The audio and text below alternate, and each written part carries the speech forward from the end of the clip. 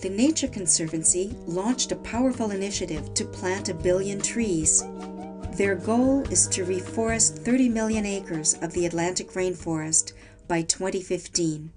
The time for massive action in Mata Atlântica is now, and one of the main obstacles to momentum is a lack of saplings to do the job. In this quote from an article in the Conservancy's summer 2008 issue of Nature magazine, they write, Rosa Filo and his team have planted some 50,000 trees since the program began in 2007, while he can hardly bring himself to imagine 99,950,000 more. Conservancy officials are already exploring the partnerships with local, state, and federal authorities that will make that goal feasible. And in a nation as big as Brazil, logistics are always an issue. Simply finding enough saplings is a real concern. This is where Rainforest ECObank can fill a gaping hole. We have experienced Brazilian experts on seed propagation and reforestation who have the imperative relationships already established within rural towns who are ready to participate in the seed propagation project.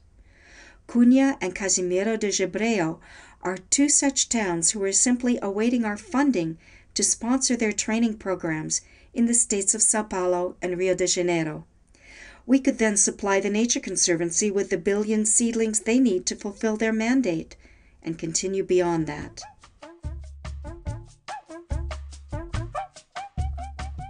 By hiring Roberto Lamego as a trainer for other areas wanting to replicate his successful methods, we can multiply his effectiveness by spreading his work into the state of Sao Paulo. There, we have a willing community infrastructure to work within.